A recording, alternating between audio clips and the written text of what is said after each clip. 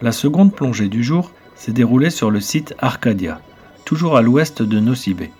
Nous voguions à 19 mètres autour de ces merveilleuses gorgones centenaires quand j'ai eu l'idée de filmer en macro la profusion de ramifications de ces grands éventails sous-marins. Tranquillement caché à l'abri de ce grand corail, l'empereur bossu gardait ses gros yeux attentifs à mon approche. Le bénitier géant est souvent observé des plongeurs pour sa beauté et sa taille impressionnante. Sa coquille est massive et très colorée. Elle est composée de 2 valves, dont l'une est souvent plus grande que l'autre. Le bénitier géant de Nosy-Be est une créature hermaphrodite, capable de se reproduire de manière sexuée. Il se nourrit en filtrant l'eau de mer, capturant ainsi le phytoplancton et d'autres micro-organismes. Mais il bénéficie également d'une relation symbiotique avec des algues qui vivent à l'intérieur de son tissu et produisent de la nourriture à partir de la lumière du soleil. L'éponge tubulaire filtre l'eau pour se nourrir, mais sert également de refuge pour de nombreuses petites créatures marines. J'aime toujours autant observer les poissons ballons.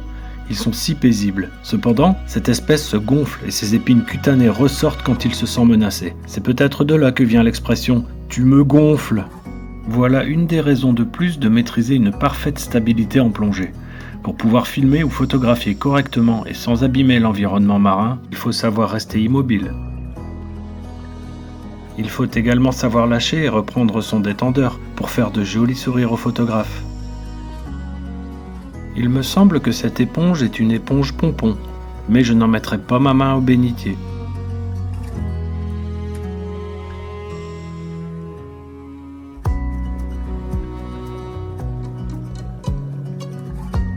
Quelle peut bien être cette chose allongée sur le corail ? On dirait un ver géant du film Dune. Il s'agit en fait d'une holoturie, ou concombre de mer, qui est un échinoderme, comme les étoiles de mer. Elles sont très importantes dans l'écosystème, car elles se nourrissent principalement de matière organique en décomposition en fouillant le substrat. Pour se nourrir, les holoturies se servent de leurs tentacules disposés en cercle autour de leur bouche. Ce sont des extensions musculaires souples qui leur servent à capturer la nourriture.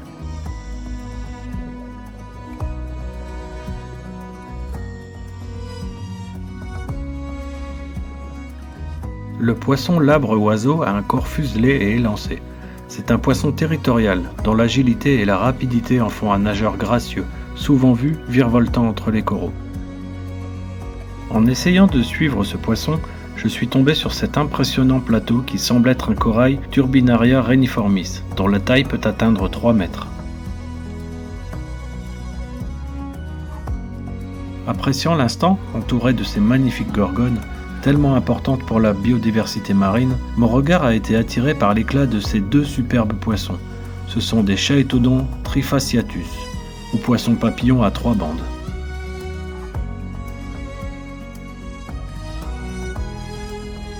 Survolant les fonds marins, à la recherche de la prochaine image à capturer, nous sommes arrivés à l'entrée d'une arche dont les dimensions imposaient une maîtrise parfaite afin de ne pas arracher ni le fond ni le plafond, sur lesquels vivent des espèces marines.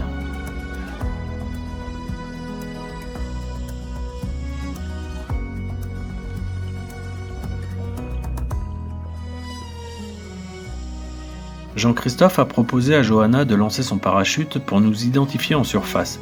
Malheureusement, un nœud a bloqué son spool. Au revoir parachute. Le bateau avait l'habitude d'identifier notre palanquet en repérant le parachute de Johanna, mais la technique de la palme rose fonctionne tout aussi bien. Alors que le soleil se couchait sur Nosy-Be, nous avions rendez-vous au bateau pour la 3e plongée du jour, à Nosy Lodge, de nuit. Commençons cette plongée qui se révélera pleine de surprises par cette Lynskea laevigata, qui a la capacité de se reproduire par scissiparité, c'est-à-dire par division de son corps. Il lui suffit de perdre un bras pour donner naissance à une nouvelle étoile. Cet oursin aux longues aiguilles noires et blanches est un oursin diadème bicolore. Je filmais ce poisson-lion qui sortait de son lit quand notre guide Johanna m'a fait des appels de phare intenses et insistants. Je me suis donc dirigé vers elle rapidement pour lui venir en aide. Mais elle m'appelait pour me montrer ce superbe nudibranche. Vous remarquerez sa couronne qui est en réalité un panache branchial, ensemble d'excroissances qui lui servent de branchies.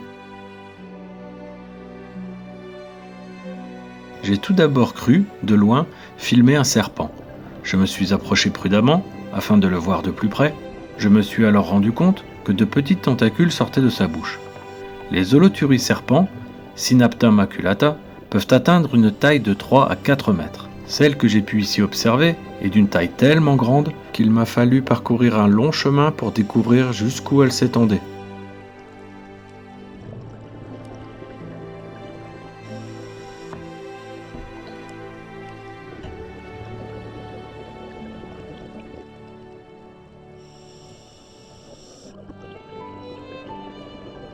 Information importante.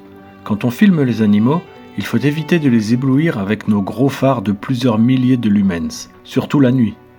Ici, j'ai filmé uniquement en lumière rouge, pour ne pas perturber la nuit de ce petit poisson-coffre, et j'ai rétabli les couleurs au montage. J'ai filmé quelques instants cette jolie comatule, toujours en lumière rouge, mais la voyant se refermer, j'ai préféré m'éloigner. La Stenopus ispidus, ou crevette barbier, est un crustacé aux couleurs éclatantes rouge et blanc. Avec ses longues antennes et ses grandes pinces, elle joue un rôle essentiel dans l'écosystème marin en nettoyant les poissons des parasites. Sur cette falaise de corail, un Bernard l'ermite à la coquille effilée tente l'ascension. Mais l'équilibre est fragile, et c'est la chute. Une descente en roulé-boulé spectaculaire avant de retrouver son chemin. J'ai commencé par filmer ce petit poisson-coffre qui se reposait de sa dure journée quand j'ai vu passer cette chaîne de salpes. Les salpes jouent un rôle important en filtrant le plancton et en contribuant au cycle carbone dans l'océan. Les oursins diadèmes sont les plus rapides et peuvent parcourir quelques mètres en quelques minutes. Ils n'ont pas d'yeux au sens classique. Leurs coquilles et leurs pieds ambulacraires sont sensibles à la lumière. Ils détectent les variations de lumière et s'ils perçoivent une ombre soudaine, ils réagissent en orientant leurs épines défensives. À l'entrée de cette grotte, un majestueux Anclus cornutus veille sur son territoire. Ce poisson élégant, reconnaissable à sa silhouette effilée et ses couleurs contrastées, semble avoir fait de cette cavité son refuge, un abri sûr loin des prédateurs. Cette holothurie, semblable à un jouet articulé, arbore des teintes brun clair et foncé, parsemées de cônes et de boutons. Un organisme fascinant, aussi surprenant que méconnu. Une tortue de mer peut retenir sa respiration pendant 4 à 7 heures lorsqu'elle dort ou est en état de repos. Son métabolisme ralentit considérablement, ce qui lui permet de consommer moins d'oxygène. Bonne nuit, jolie tortue. Sous l'eau, l'épave du Mizio s'impose, enveloppée dans une lumière sombre, ses contours encore marqués par les années. L'ombre des plongeurs glisse lentement sur la coque, créant un contraste fascinant, comme des spectres explorant le passé immergé. Dans l'ombre de l'épave, une murène se cache dans un tuyau, ses yeux perçants, émergeant lentement de son refuge. J'aperçois alors un poisson-pierre parfaitement camouflé parmi les débris. Sa peau rugueuse et ses épines venimeuses le rendent aussi dangereux que fascinant. Immobile, il attend sa proie, dissimulée dans le sable. Chaque mouvement de l'eau, chaque ombre qui passe près de lui pourrait déclencher une attaque. Puis, un poisson-coffre fait son apparition. Sa silhouette trapue et son corps rond lui confèrent une allure imposante, presque humoristique. Il nage lentement autour de l'épave, ses écailles colorées brillant sous les rayons diffus de la lumière. Mais sous cette apparence inoffensive se cache un animal capable de se défendre en sécrétant une toxine empoisonnant les poissons environnants. À côté, une crinoïde, véritable lys de mer noire. L'intérieur de l'épave est sombre et mystérieux. Des poissons-lions, majestueux, occupent la place, leurs nageoires déployées comme des éventails venimeux. L'obscurité environnante n'est interrompue que par la lumière de nos phares, créant des jeux d'ombre envoûtants. Un Arotron ispidus repose tranquillement sur l'épave. Ses yeux, d'un turquoise éclatant, scrutent l'espace autour de lui, tournant rapidement pour analyser chaque mouvement. Ses petites nageoires se mettent à battre rapidement, pour me faire face. Ses yeux turquoises, perçants et intelligents, me fixent intensément, me défiant silencieusement dans ce royaume sous-marin mystérieux. Son corps arrondi et couvert de petits points blancs semble presque figé dans le temps. Puis, avec patience, la confiance s'installe. Nous nous observons, proches l'un de l'autre. Un ange de mer impérial juvénile sort de sa cachette. Ses couleurs en spirale tournoyant autour de son corps contrastent vivement avec la grisaille de l'épave, ajoutant une touche d'élégance et de mystère à cette plongée. Autour de l'épave, un banc de vivaneaux jaunes tourbillonne avec grâce. Leurs corps se synchronisent parfaitement, créant un mouvement fluide et hypnotique. Les plongeurs, spectateurs fascinés, évoluent dans cet univers parallèle, immergés dans un monde vivant et féerique. Et là, posé sur l'épave, un poisson crocodile. Sa tête large et aplatie ressemble à celle d'un reptile. Il ne bouge presque pas. Ses mouvements sont lents, calculés, comme un prédateur en attente. Ce poisson aux couleurs camouflées se fond parfaitement dans l'épave. Prudent, il surveille attentivement les environs, prêt à se saisir de toute opportunité. Ses mâchoires puissantes sont sa principale arme, mais aujourd'hui, il a choisi l'immobilité comme méthode de chasse. Enfin, les plongeurs remontent lentement vers le palier de décompression. Cette plongée sera la dernière du voyage, mais les souvenirs de cet autre monde, entre vie et silence, resteront longtemps gravés dans leurs esprits. Pour cette dernière soirée à Nosy Be, l'ambiance est à la fête dans le jardin de notre hôtel face à l'océan. Sous un ciel étoilé, les rythmes malgaches résonnent, les rires fusent et les souvenirs de plongée s'échangent autour d'un repas aux saveurs locales. Un moment de convivialité où voyageurs et plongeurs célèbrent ensemble la fin d'une aventure extraordinaire, avant de rêver à la prochaine.